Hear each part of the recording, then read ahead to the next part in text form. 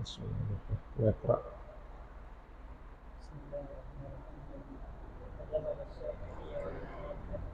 إذ أن هذا النوع من الغرمين يؤتى من الزكاة سواء كان غنيا أو فقيرا. Para pengikut Imam Syafi'i dan pengikut Imam Ahmad bin Hambal berpendapat ila anna hadzal naw'ah, bahwasanya jenis ini minal gharimina, dari yang punya utang, yuqta min zakati sawa'un kana ghaniyan aw faqiran, itu dijadikan zakat sama adanya apakah dia kaya atau fakir. Li'annahu la yustaraka al-faqr fihi wa qallatu rutbatu fi hadhihi, karena bahwasanya andai kata fakiran itu menjadi syarat, wa qallatu rutbatu fi hadhihi, maka harapan untuk mendapatkan zakat ini akan sedikit. Wasuratuha ay yakuna baina filatain atau hayatain, dan ada umum kedua, yaitu mesti diantaranya dapat dua golongan atau dua jenis kehidupan. Yakunu fiha qatlun nafsi atau itlaq, terjadi di dalamnya bunuh diri atau bantu. Fayatahammaluhu bi ajli islam ilaihim, maka ia berhak sebab memperbaiki antara mereka. Yu'ta min az-zakati tasdiqi hammalati, maka disantuni, maka dia diberikan zakat tasdiqi hammalati, karena beriman mereka bebannya. Wa qayyada al-hanabila al-iqa'a bima qabla al-a'da'i, kemudian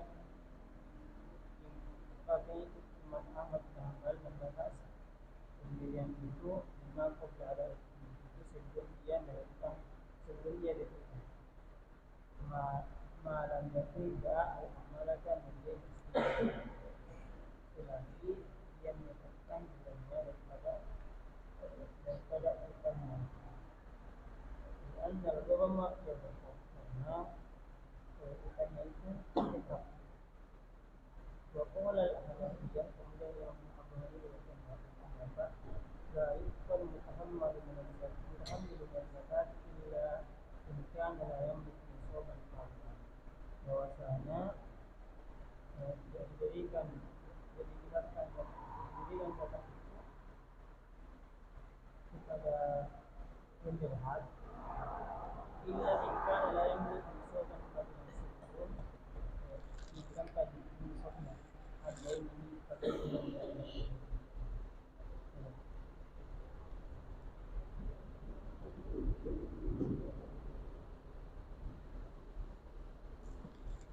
خلاص.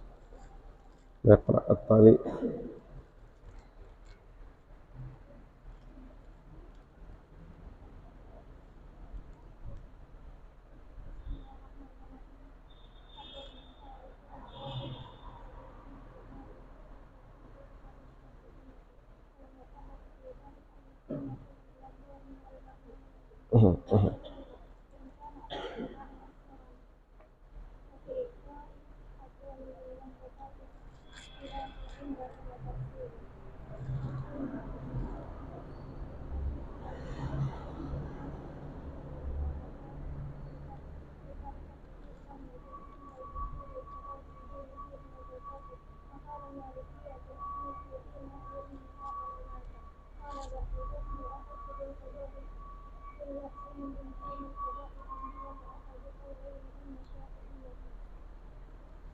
خلاص.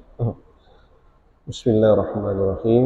السلام عليكم ورحمة الله وبركاته.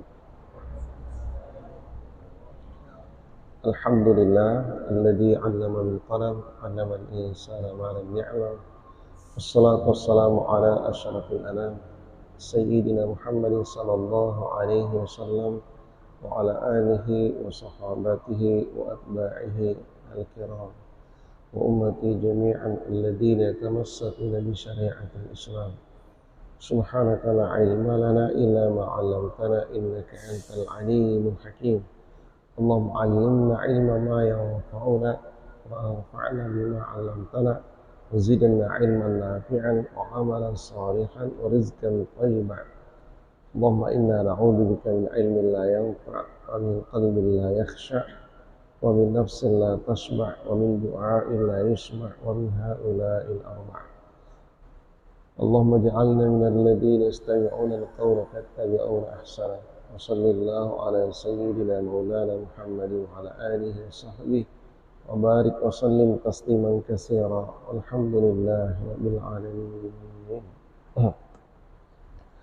قال المصنف رحمه الله تعالى ونفعنا بعلومه في الدارين.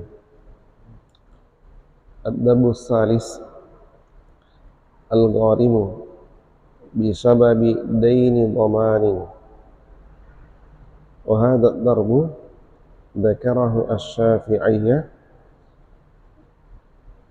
والمعتبر في ذلك أن يكون كل من الضامن والمضمون عنه معصرين، فإن كان أحدهما موسرا ففي إعطاء الضامن من الزكاة خلاف عندهم وتفصيل.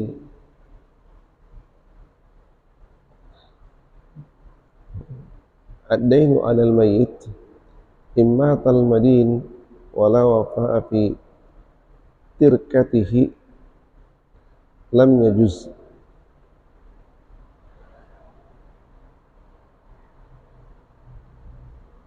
عند الجمهور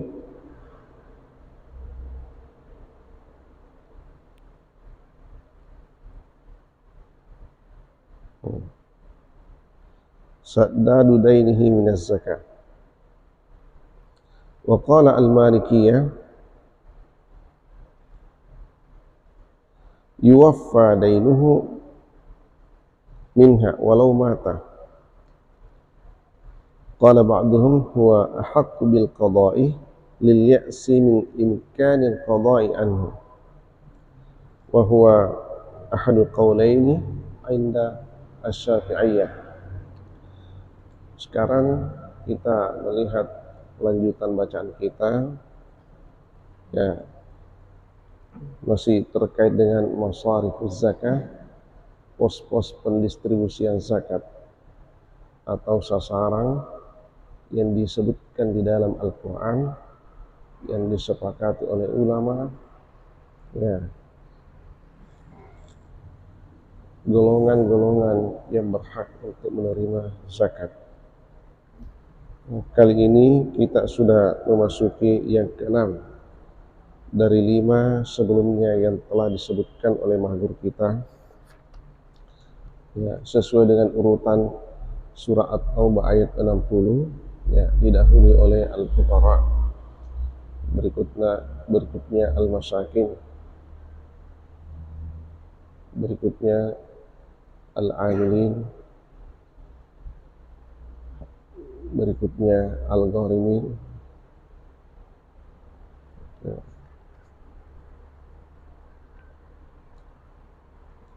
Mu'allaf dulu, ya. Al-Mu'allafatu qulubuhum, kemudian Ar-Riqab, ya, kemudian Al-Gharimin. Nah, sekarang kita masih di Al-Gharimin, orang yang berutang, ya, orang-orang yang berutang. Seperti, ya, 5 sebelumnya, kendati disepakati oleh ulama, ya, karena ini adalah Al-Quran, ya, tidak mungkin ada pendapat lain ketika Al-Quran sudah menggariskannya sedemikian rupa rincinya, ya. Innamas sadaqatu lil fuqara'i wal masakin wal 'amilina 'alaiha wal mu'allafati qulubuhum wa fir riqab wal gharimin wa fi sabilillahi wa binis sabil.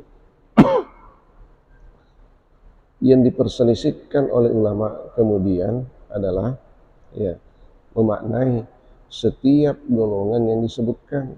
Ya, ketika dikatakan al-fuqara, siapa fakir itu, standarnya seperti apa? Nah, di situ perselisihannya. Al-masakin, demikian juga, dan seterusnya sampai al-gharimin. Ya. Al-gharimin di sini ya, orang-orang yang berutang, batasannya itu yang diperselisihkan oleh ulama. Nah, kemudian jenis-jenisnya, ya, karena Al-Quran tidak lagi secara rinci ya, menyebutkan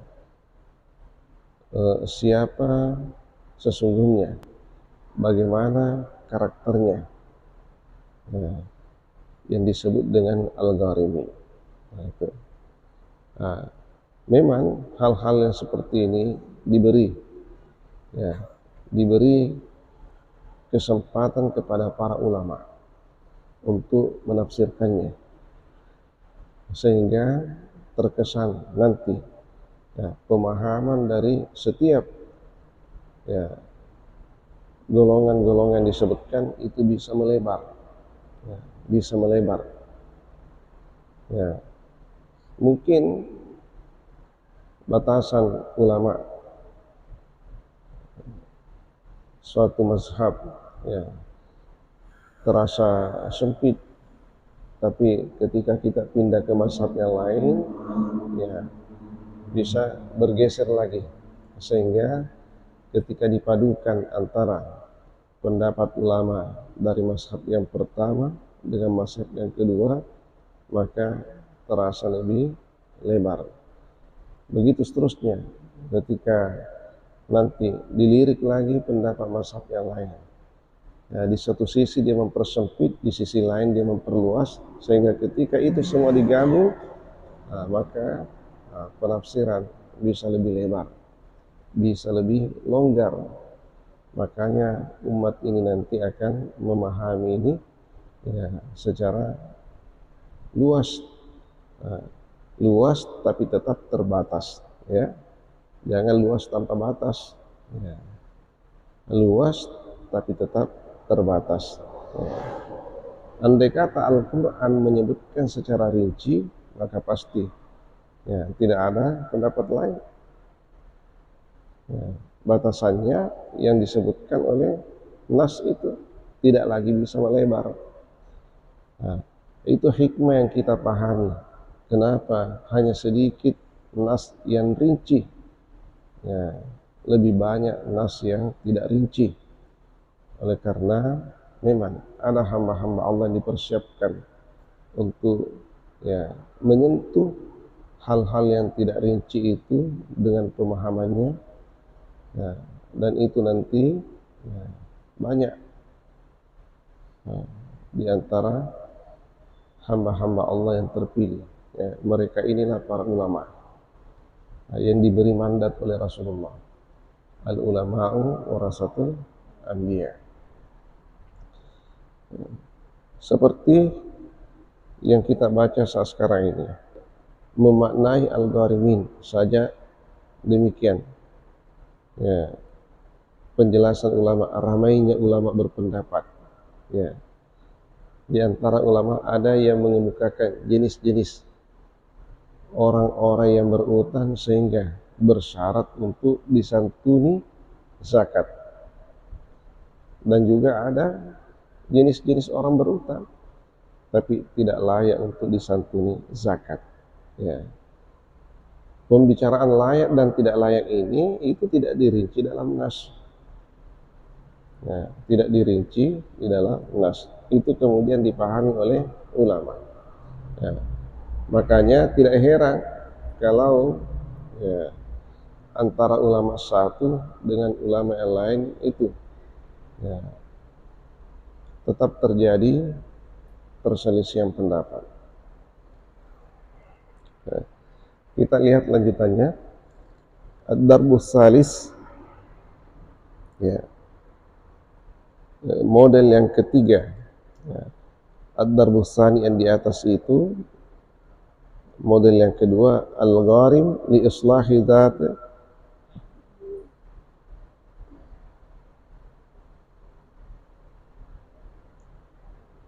zatil bain, ya, orang yang berutang karena kemaslahatan silaturahim, ya, orang yang berutang demi untuk mempertahankan atau menyambung kembali tali silaturahim, jalina silaturahim, kebersamaan di antara sesama, ya. Sehingga terpaksa harus berhutang, ya. Jadi hutangnya itu untuk kemaslahatan golongan, untuk kemaslahatan umat yang ada di sekitarnya, bukan untuk kemaslahatan pribadinya. Maka ulama menetapkan, ya, yang seperti itu masuk pada kelompok yang kedua yang berhak untuk menerima santunan zakat.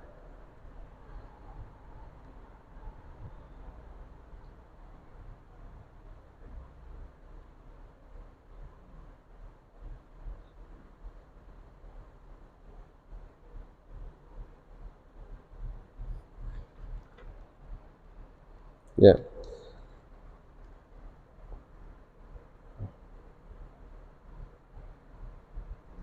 kalau ad-darbul awal,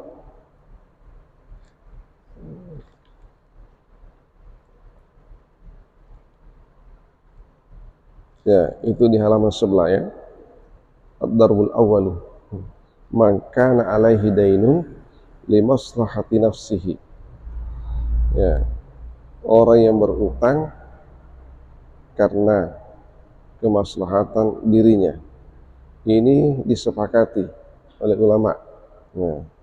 Orang berutang demi untuk kemaslahatan dirinya, ya, dalam arti yang bersangkutan itu didesak oleh kepentingan primer, ya, oleh kepentingan primer, kebutuhan pokok yang tidak bisa dihindari, ya. Lalu itulah yang menjadi sebab sehingga dia menarik utang, ya, seperti, ya, untuk menyantuni nafkah keluarganya, ya, kebutuhan makan, kebutuhan pakaian, kebutuhan tempat tinggal, ya, kebutuhan tempat tinggal,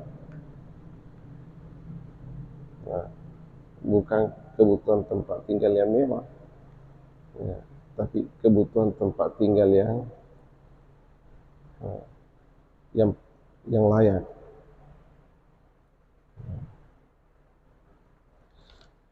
Nah, demikian juga andai kata yang bersangkutan butuh perawatan, ya. Nah, jadi ada 4 ini kebutuhan pokok. Pertama, sandang, papan, pangan, kesehatan dan pendidikan. Sandang, papan, pangan, kesehatan dan pendidikan. 5. Ya. Lalu pendidikan yang dimaksud di sini adalah, ya, yang disepakati oleh ulama adalah pendidikan yang berkenaan dengan ilmu-ilmu yang sifatnya fardu ain menurut syariat. Ilmu-ilmu fardu ain menurut syariat. Itu.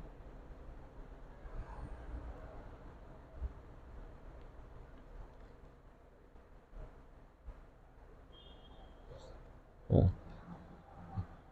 sekarang kita melihat kelompok yang ketiga. Jadi kelompok yang pertama itu disepakati oleh ulama. Nah, kelompok yang kedua ini, ya, ada perselisihan pendapat ulama antara Asy-Syafi'iyah dan Al-Hanabilah.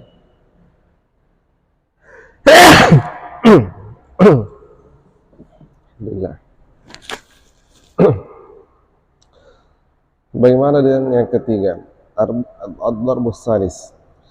Al-gharimu bisababi daini dhamani, orang yang berutang lantaran sebab utang, jaminan, memberi jaminan.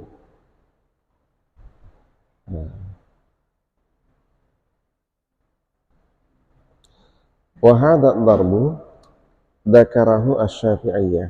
Ya, kelompok ini atau golongan ini disebutkan oleh oleh ulama-ulama Syafi'i, ya, pengikut Imam Asy-Syafi'i. Jadi ulama-ulama Syafi'iyah yang menyebutkan kelompok yang ketiga ini.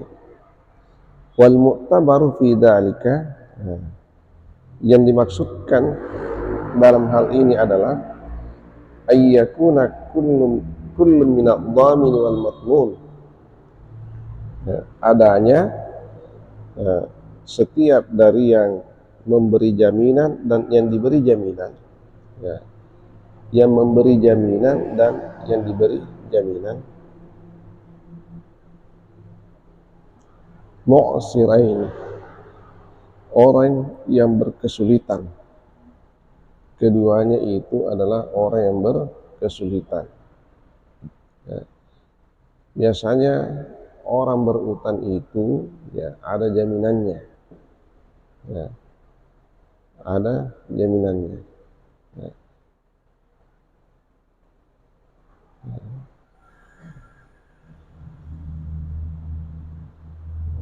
Ini dipahami dari surah Al-Baqarah. Akhir-akhir surah Al-Baqarah itu ada ayatut tadayun, ya, ada ayatut tadayun, ayat yang berkait dengan hutang piutang. Itulah rupanya ayat yang terpanjang di dalam Al-Quran, ya, ayatut tadayun itu, ya.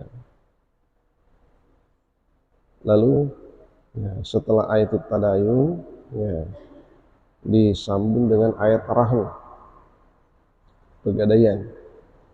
Wa in kuntum ala safarin wa lam tajidu katiban farihanun maqbudah, fa in amina ba'dukum ba'dha falyu'addi alladhi tumina amanatahu wa liyattaqillaha rabbah wa la taqtumu ash-shahada wa man yaktumha fa innahu asimun qalbuh wallahu bima ta'malun alim.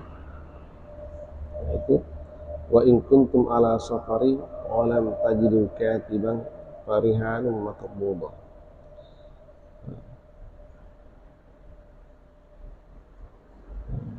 Jadi di dalam berutang piutang, ya, biasanya ada barang yang dijadikan jaminan menurut petunjuk ayat yang dibaca tadi. Ya. Dari situlah kemudian muncul istilah pegadaian atau rahn. Ya, simpan barang sebagai jaminan, ambil uang. Ya, barang yang disimpan itu sebagai jaminan, uang yang diambil itu sebagai pinjaman. Nah, ketika uangnya nanti dikembalikan, barang jaminannya baru bisa ditarik kembali. Kalau tidak, maka tetap tinggal terus barang jaminan itu hingga tiba saatnya nanti waktu yang disepakati. Kalau barang jaminannya, ya, kalau utangnya tidak bisa dibayar, nah, lalu yang berpiutang ini sudah butuh uangnya, kemudian waktu perjanjian juga sudah sampai, maka pihak yang berpiutang ini bisa menguangkan barang jaminan itu, nah, lalu diambil uangnya sejumlah dengan yang dipinjamkan dulu. Kalau ada sisanya, itu dikembalikan kepada yang berutang. Nah, tapi sistem pegadaian konvensional tidak seperti itu, ya. Nah, disitulah kemudian kenapa ulama-ulama kembali merakit sistem pegadaian syariah, ya. Sistem pegadaian syariah, ya. Jadi semua yang ada syariahnya biasanya itu bermasalah konvensionalnya, ya, itu, ya. Jadi kalau konvensionalnya itu dianggap ada masalah dengan hukum Islam, nah, alternatifnya biasanya ada syariahnya itu. Tapi heran ini ya, heran. Yang diherankan ini, ya, mungkin umat ini ya, animonya terhadap istilah syariah itu ya, luar biasa. Ya. Ada kita dapatkan bengkel syariah, bengkel syariah. Ya, apa maksudnya itu ya? Mungkin pengelolaannya itu secara syar'i. Nah, yang penting jangan memahami bahwa ya yang lain itu bengkel bid'ah.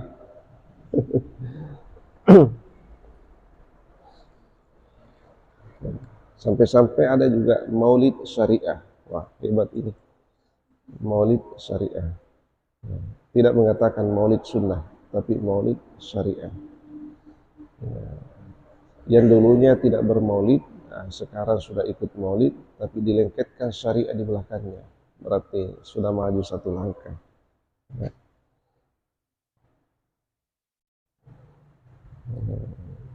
Artinya insya Allah ke depan, ya, selagi Al-Quran dan Sunnah yang menjadi panduan kita, nah, maka kita akan ketemu pada titik yang salah. Sekalipun mungkin kita berangkat pada jalur yang berbeda, tapi akan ketemu pada tujuan yang salah.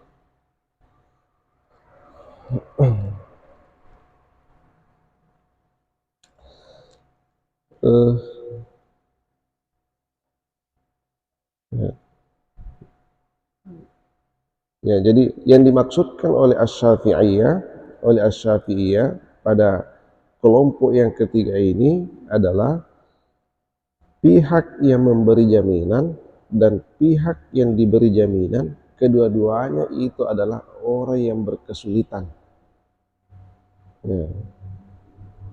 Lalu melakukan transaksi utang piutang.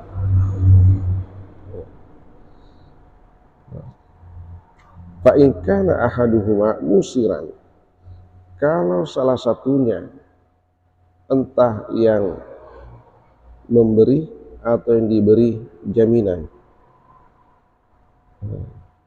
adalah orang yang berkelapangan, tapi i'ta'i dhamini, maka dalam hal memberikan santunan kepada orang yang memberi jaminan minas zakati, dari harta zakat, khilafun, di sini terjadi perselisihan pendapat. Nah, jadi kalau kedua-duanya itu orang berkesulitan, tidak ada perselisihan pendapat. Semua ulama sepakat boleh disantuni zakat. Tapi kalau salah satunya nah, bukan orang berkesulitan, dia adalah orang berkelapangan, yang memberi dan yang diberi jaminan salah satunya adalah orang yang berkelapangan, maka terjadi perselisihan pendapat. Terjadi perselisihan pendapat. Kenapa? Ya, karena ya, kalau berkelapangan salah satunya itu, ya, bisa saja persoalan itu selesai tanpa mengorek harta zakat. Bisa. Ya. Misalnya, yang diberi jaminan itu berkelapangan. Ya. Ya. Kan 8 hidupnya, 8 rezekinya. Ya. Waktu pembayarannya saja ditangguhkan, itu sudah luar biasa bantuannya kepada orang yang berutang. Ya, waktu pembayarannya ditunda. Nah, misalnya jatuh tempo, nah, dia hanya dikasih waktu 1 pekan, 7 hari. Pada hari yang ke-7 belum bisa. Nah, orang yang ditempati berutang atau yang berpiutang ini adalah orang yang lapang. Ya. Jadi tidak perlu kasihan disantuni harta zakat ini. Ya. Harta zakat tidak perlu disentuh. Nah, cukup yang berpiutang ini ya tunda pembayarannya, ataukah dikurangi pembayarannya. Kemampuannya berapa? Hanya setengah. Oke, bayar saja itu yang setengah. selebihnya saya sedekahkan. Selesai. Ya, diminta untuk bersedekah. Ya, karena ya, menolong orang yang berkesulitan ya luar biasa pahala yang disiapkan. Nah, disinilah saatnya wa ta'awanu 'alal birri wat taqwa.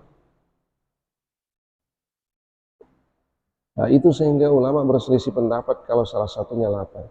Tapi kalau kedua-duanya ini berkesulitan, yang memberi jaminan dan yang diberi jaminan, kedua-duanya itu berkesulitan, mau sedekahkan repot juga, ya, karena dia juga butuh.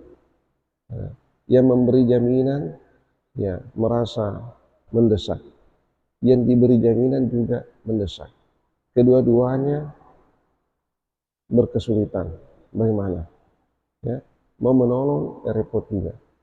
Ya, kedua-duanya mau ditolong, solusinya terpaksa, ya, harta zakat yang harus, ya, amil zakat yang harus turun tangan untuk menyelesaikan. Inilah al-gharimin, tipe al-gharimin menurut Asy-Syafi'iyah yang pantas untuk disalurkan harta zakat kepadanya. Ya, indahum, ya, jadi khilafun indahum, ya, terjadi perselisihan pendapat menurut, ya, Asy-Syafi'iyah. Ini internal Asy-Syafi'iyah, karena hanya Asy-Syafi'iyah yang memperkenalkan, ya, kelompok yang ketiga ini, ya, itu tidak melibatkan mazhab lain. Wa tafsil, dan itu ada perincian, ya, dirinci. Nah, jadi perinciannya ya minimal itu tadi. Nah, jadi kalau kedua-duanya berkesulitan maka disepakati, oke, nah, disalurkan dana zakat untuk menyantuni keduanya demi mengangkat persoalan yang ada di antara kedua belah pihak kaum muslimin yang bertransaksi ini, oleh karena kedua-duanya adalah orang yang berkesulitan. Tapi kalau salah satunya berkelapangan, maka ulama berselisih pendapat. Ada yang tetap membolehkan, ada yang tidak lagi membolehkan. Ya. Dengan harapan itu tadi, pihak yang berkelapangan itu memberi kelonggaran pembayaran. Ya. Memberi kelonggaran pembayaran. Entah waktunya ditangguhkan, ataukah pembayarannya itu yang dikurangi. Ya. Atau sekalian diputihkan, nah, habis masalah. Kalau sekalian diputihkan, nah, selesai masalah.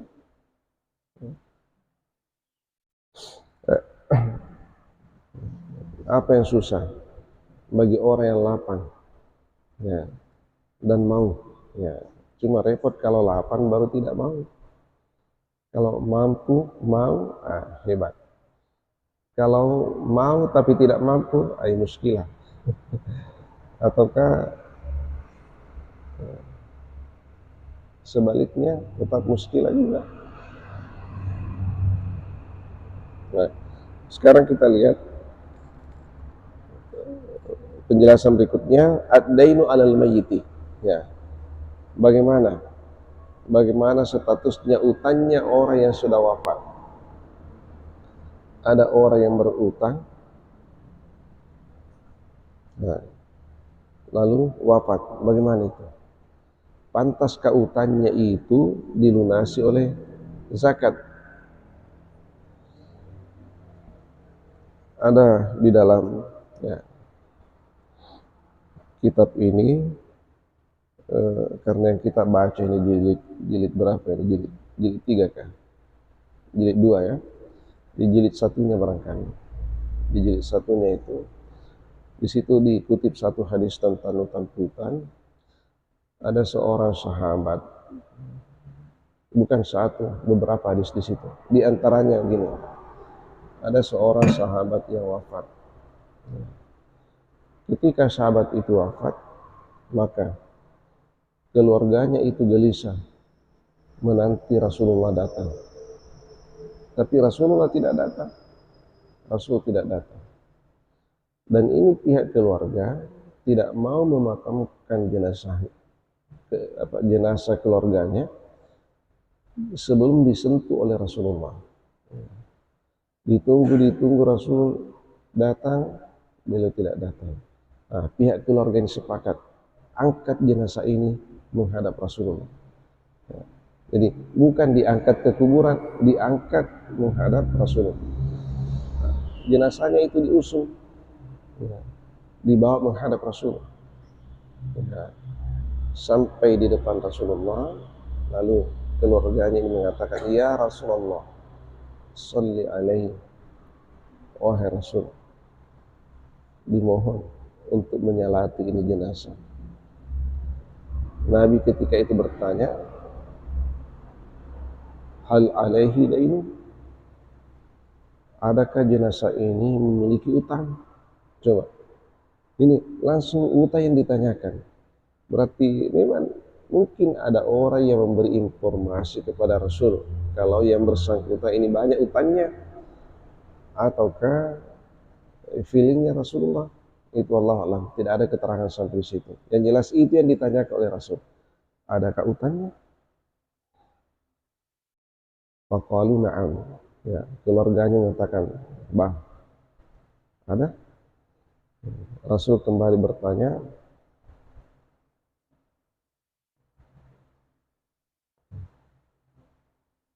ya, adakah sesuatu yang ia tinggalkan? Ya, adakah harta yang dia tinggalkan?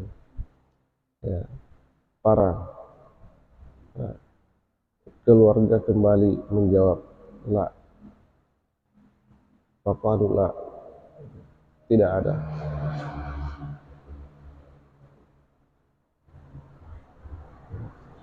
Lalu Nabi kembali mengatakan, "Sallu ala sahibikum."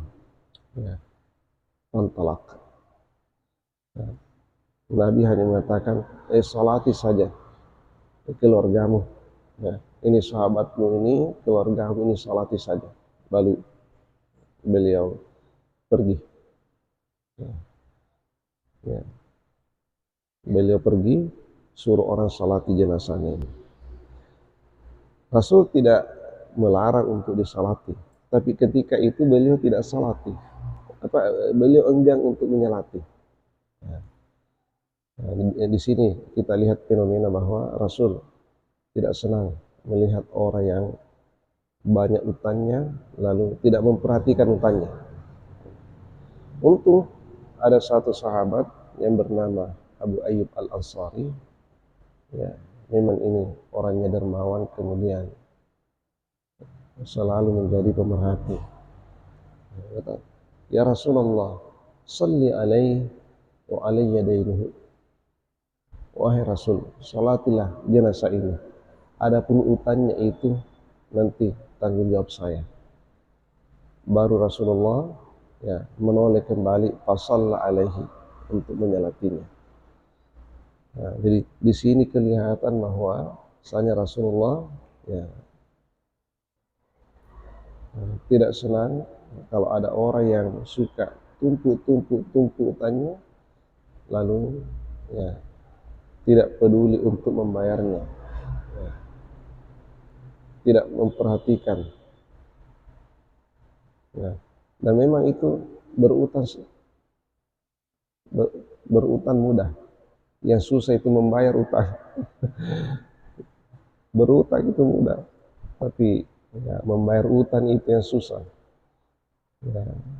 Dan biasanya ketika orang berutang manis bicaranya, tapi ketika ditagih, waduh, luar biasa. Ketika meminjam, bahasanya lebih manis daripada madu. Tapi ketika ditagih, jawabannya lebih pahit daripada paria.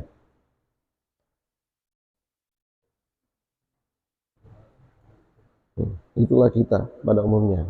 Ternyata hal yang seperti itu hal yang aib di dalam muamalah. Berutang dibolehkan, tapi ketika memiliki kelapangan jangan lupa utangnya. Sebaik-baik orang yang berutang adalah orang yang menagih utangnya sebelum orang yang membayar utangnya sebelum ditagih. Nah, itu yang bagus itu.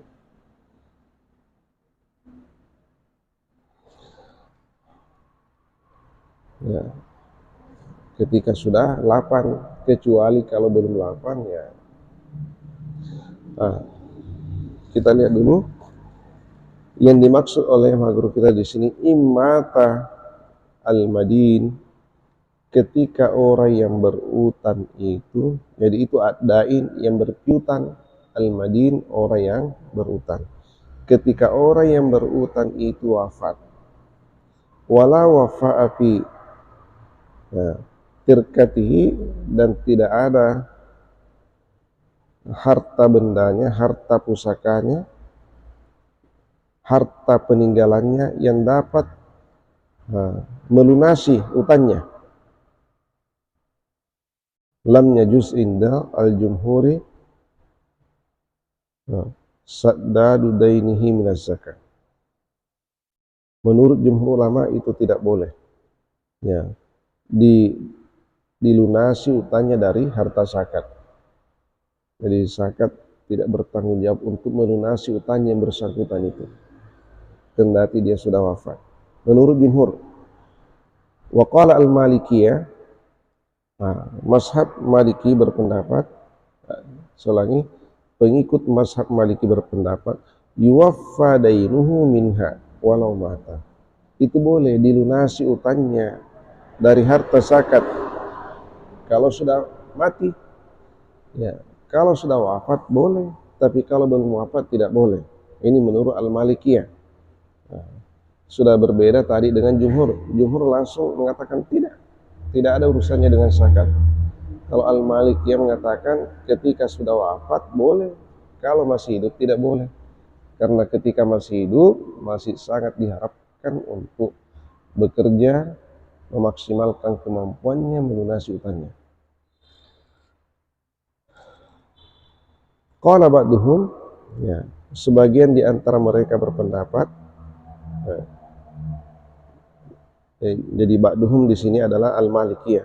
Sebagian dari pengikut mazhab Maliki berpendapat, huwa ahaqqu bil qada'i lil ya'si min imkanil qada'i anhu. Nah, katanya justru itulah yang lebih berhak untuk dibantu melunasi utangnya, karena tidak ada lagi kemungkinannya untuk melunasi utangnya. Orang yang mati itu tidak mungkin bisa lagi melunasi utangnya. Nah, jadi kalau tidak ada hartanya yang bisa ditarik melunasi utangnya, maka saatnya lah amil zakat ini turun tangan membantu ini, karena tidak ada lagi harapan untuk yang bersangkutan melunasi utangnya. Ya, yang bersangkutan itu sudah tinggalkan dunianya, tapi yang direpotkan ini orang yang berpiutang. Andai kata orang yang berpiutang juga itu adalah orang yang susah, lain ceritanya lagi nanti ketika orang yang berpiutang itu bukan orang yang susah. Ya, wa huwa ahadu qaulaini inda asy-Syafi'iyah. Salah satu dari pendapat itu, itulah yang disepakati juga oleh asy-Syafi'iyah.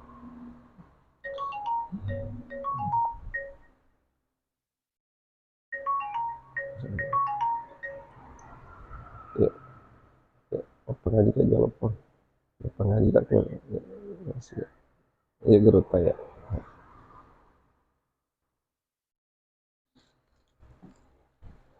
Jadi insya Allah nanti kita lanjut lagi. Itulah tadi bagian akhir dari al-gharimin. Ya, bagian akhir dari al-gharimin. Di sini ulama kita tidak menarjih, ya, tidak menunjuk mana pendapat yang lebih kuat dalam hal boleh atau tidak ya menyantuni utang itu dari orang yang sudah wafat. Yang jelas bahwa jumhur ulama mengatakan tidak. Lalu terjadi perbedaan antara Al-Malikiyah dan Asy-Syafi'iyah. Ya, itu. Jadi kalau kalian nanti di mana bertugas, ya merujuk saja ke pendapat majelis ulama. Ya, pendapat majelis ulama. Kalau ada keputusan atau ada fatwa dari majelis ulama setempat, maka itulah yang dijadikan rujukan, ya, khusus di daerah di mana kalian nanti berada. Ya, wallahu a'lam bishawab. Bismillahirrahmanirrahim. Alhamdulillah rabbil alamin. Wassallallahu ala sayyidina Muhammad wa ala alihi wa sahbihi ajma'in wa ba'd. Rabbana zidna ilman nafi'an warzuqna fahman sabita. Allahumma rzuqna fahman nabiyyin wa hifdzal mursalin wa ilhamal malaikatil muqarrabin. Subhanakallahumma wa bihamdik nashhadu an la ilaha illa anta nastaghfiruka wa natubu ilaik. Subhana rabbika rabbil izzati amma yasifun. Wassalamu alal mursalin walhamdulillahi rabbil alamin. Wa ma taufiqi illa billah, alaihi tawakkaltu wa ilaihi unib. Billahi taufiq wad da'wat wal irsyad. Assalamualaikum warahmatullahi wabarakatuh.